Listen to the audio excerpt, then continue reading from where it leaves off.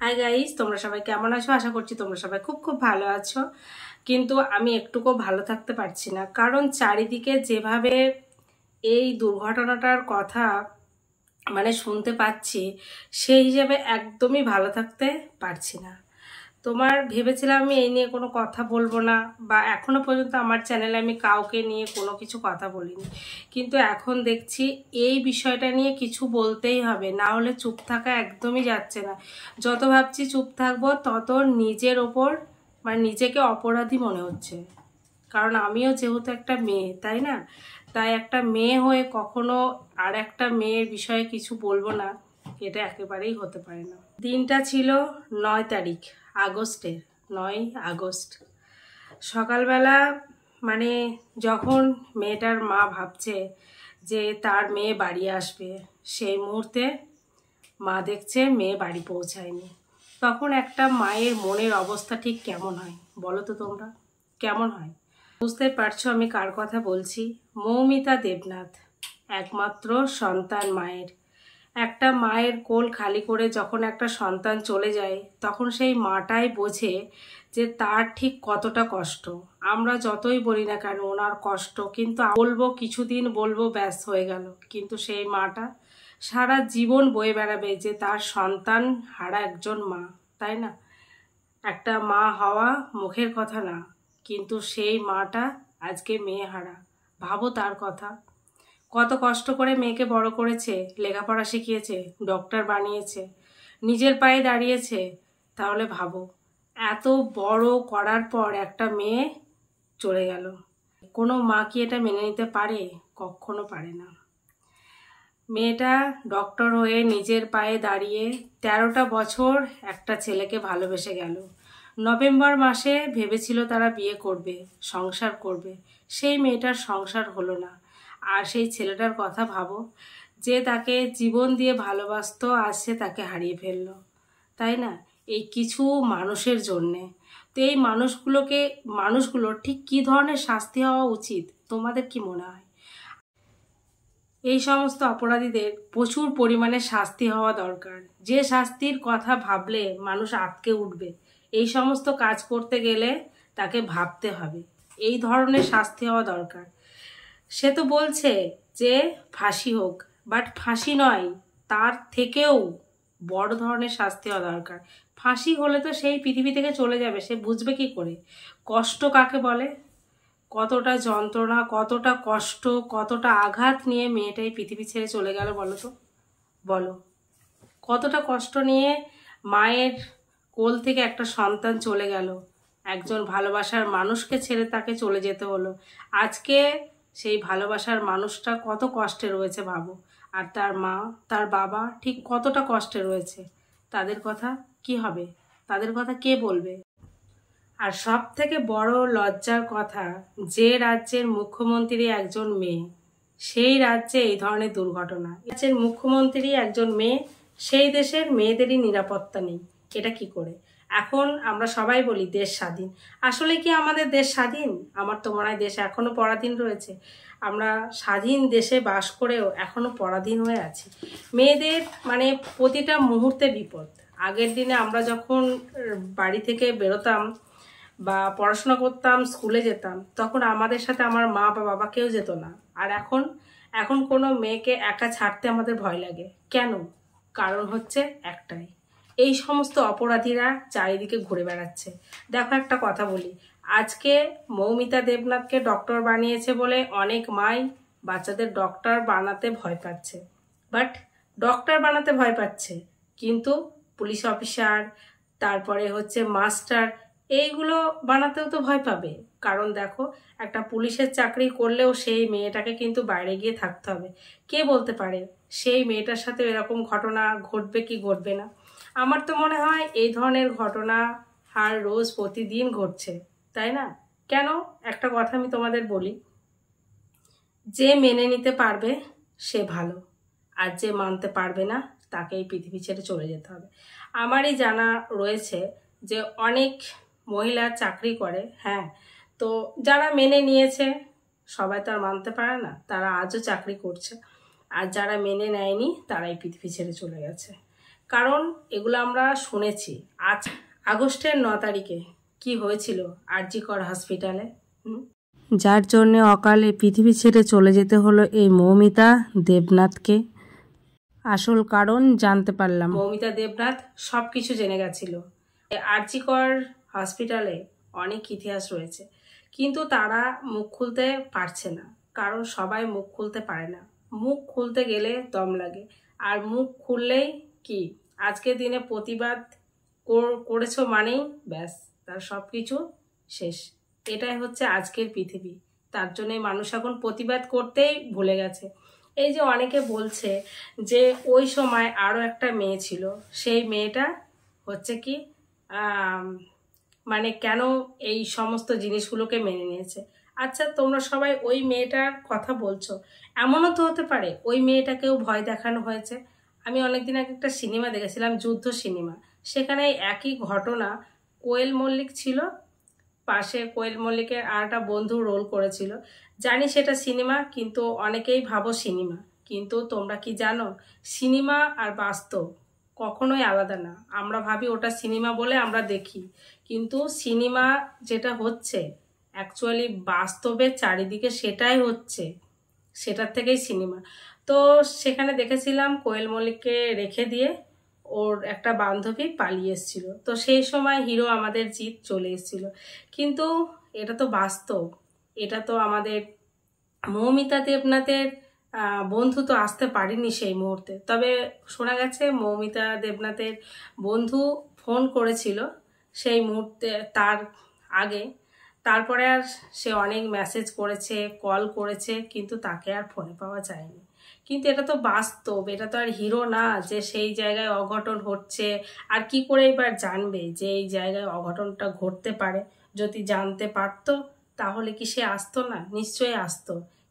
তাই অতক্ষণ ডিউটি করার পর ভেবেছে হয়তো রেস্ট করছে, তাই আমার ফোন তুলছে না, মেসেজ করেছে, মেসেজের অ্যান্সার দিচ্ছে না। কারণ এটা তো সাধারণ মানুষ না, এটা তো কোনো সিনেমা নয়। মেয়েদের কথায় কথায় বিপদ। আজকে অনেক মা বলছে যে বাচ্চাকে ডক্টর বানাবো না, সে বলছে।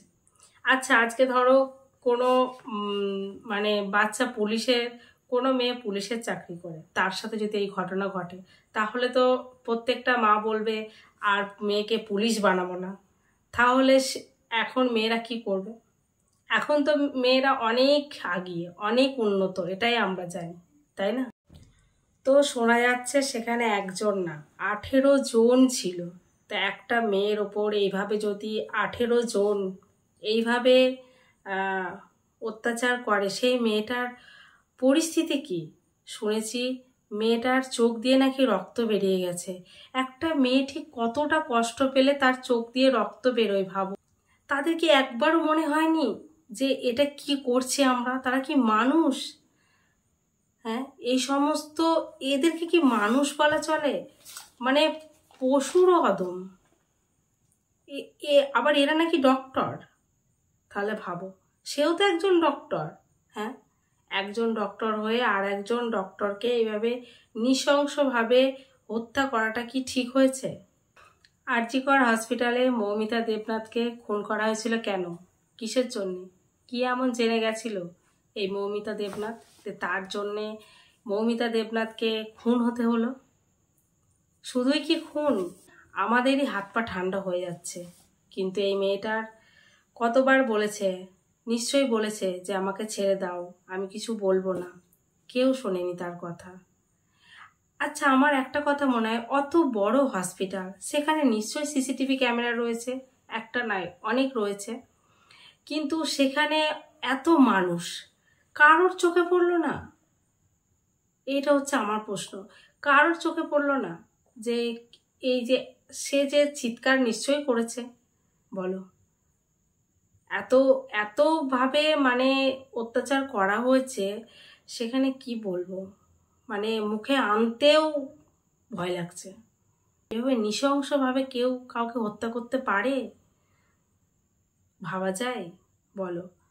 আজকের দিনে আমরা মারা বাচ্চাদের স্কুলে দিয়ে আসতে ভয় পাই, তাহলে বাচ্চারা কি স্কুলে পড়াশোনা করবে না? বলো। প্রতিটা মা তার সন্তানকে ভালোভাবে মানুষ করতে চায়। এই সমস্ত ঘটনা যদি ঘটে থাকে তাহলে কি হবে? বলো? এই সমস্ত ঘটনা যদি ঘটতেই থাকে, বাচ্চা পড়তে গেলেও এখন ভয় লাগছে, যে 7টায় বাড়ি আসার কথা 10 মিনিট লেট হয়ে গেলেও ভয় লাগছে, তাই না? প্রতিটা মায়ের এখন আতঙ্ক হয়ে গেছে। তাহলে মাদের যেহেতু আতঙ্ক হচ্ছে, বাচ্চাদেরও আতঙ্ক হচ্ছে, তাই না?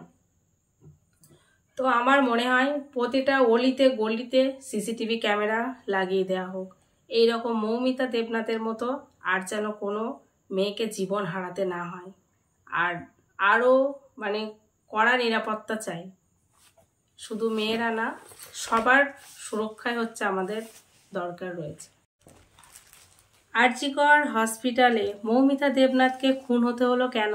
এই সঞ্জয়ের মতো মানে মানুষ যেন এই পৃথিবী না থাকে, সেই দিকটা দেখতে হবে। এই রকম সঞ্জয় কত অলিতে গলিতে ঘুরে বেড়াচ্ছে জানো? কত আজকে মৌমিতা দেবনাথের কথা সবাই জানছে, ঠিক আছে। মৌমিতা দেবনাথের সাথে যে ধরনের ঘটনা ঘটেছিল আমাদের গ্রামে ঠিক এতটা না, এর থেকে অল্প কিছু ঘটনা ঘটেছিল। তো সে কোনোভাবে নিজের জীবন হাতে নিয়ে সেখান থেকে বেঁচে ফিরে আসে। তো সেই ছেলেটাও এখন রয়েছে জেলে। তো জেলে থাকার আছে, সব ঠিক আছে। এই মেয়েটাও পড়াশোনা করছে। তো এই মেয়েটার মাও মানে ভয় পেয়ে গেছে, মেয়েকে আমাদের ওখানে আর রাখে না, অন্য জায়গায় রেখে দিয়েছে। হ্যাঁ, কারণ সব সময় ভাবে ছেলেরা যখন জেল থেকে ফিরে আসবে তখন যদি এই মেয়েটার আবার কিছু ক্ষতি করে দেয়, এই রকম সবসময় ভয়ে ভয়ে থাকে। তাই এই সমস্ত অন্যায় যারা করে তাদেরকে আমি একটা কথা বলবো, জীবনেও কখনো যেন জেল থেকে এরা যেন না ছাড়া পায়। কারণ তাহলে যে মেয়েটার সাথে এই ঘটনা ঘটেছে তারাও আটকে উঠবে, তারা তো আরও ভয় পাবে যে এই একই ঘটনা যদি আবারও ঘটে। তাই এদের ছাড়া তো দূরের কথা, এদের এমন কিছু শাস্তি দেওয়া হোক এরা সারা জীবন বয়ে বেড়ায় আর সারা জীবন জেলে থাকে, একদম বাইরে না বেরোতে পারে। আর এই ধরনের ঘটনা আজকাল যে এত পরিমাণে ঘটছে কি বলবো বলো? যেখানে যাবে শুধু এই একই ঘটনা। জানি না এই ঘটনা থেকে কবে আমরা মুক্তি পাবো। দেশ স্বাধীন, বাট মেয়েরা আজও স্বাধীন নয়, এটাই হচ্ছে সব থেকে বড় কথা। অথচ আমরা বলি আমাদের দেশ স্বাধীন। সকাল হলেই আমরা বাচ্চাদের স্কুলে দিয়ে আসি, পড়তে দিয়ে আসি, আবার আনতে যায় টাইমে। যদি 5 মিনিট লেট হয়ে যায় আমাদের যেতে, যে বাচ্চা দাঁড়িয়ে থাকবে সেটারও আমরা ভয় পাই। কেন ভয় পাই? এই ধরনের দুর্ঘটনা ঘটবে বলে। কিন্তু সেই বাচ্চাটা যখন বড় হয়ে যায়, নিজের পায়ে দাঁড়ায়, তখনও কি আমাদের পাহারা দিয়ে থাকতে হবে বলো তো? কেউ কি পারে তখনও পাহারা দিয়ে থাকতে? তো সব সময় যদি একজনকে কেউ পাহারা দিয়ে থাকবে তাহলে কি করে হবে? সবারই তো কাজ থাকে, তাই না? আর মৌমিতা দেবনাথ তখন বড় হয়ে গেছিল, কি করে বুঝবে ওর মা যে এরকম ঘটনা ওনার মেয়ের সাথে ঘটবে? তবে সত্যি মায়ের কান্না দেখে আমাদেরও চোখে জল আসছে, যে একটা মা কি করে সহ্য করবে যে তার মেয়ে আজকে নেই। আর এই নৃশংসভাবে হত্যা করা হয়েছে মৌমিতা দেবনাথকে। এটা তো শুধু ধর্ষণ, খুন, মার্ডার, আরও অনেক কিছু একে বলা যায়। এটার মধ্যে রয়েছে পলিটিক্স, আর কিছুই না। আজকের দিনে মানে যেখানেই যাবে সেখানেই পলিটিক্স। এইভাবে পলিটিক্স করলে হবে না, রুখে দাঁড়াতে হবে, সবাইকে প্রতিবাদ করতে হবে।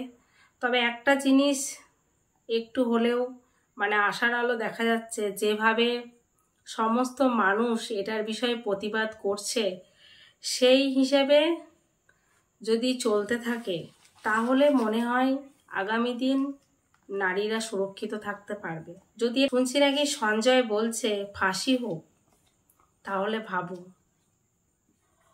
ফাঁসি দিলে হবে না, এমনও কিছু শাস্তি দেওয়া দরকার যেটা শুনলে উনি আটকে উঠবে।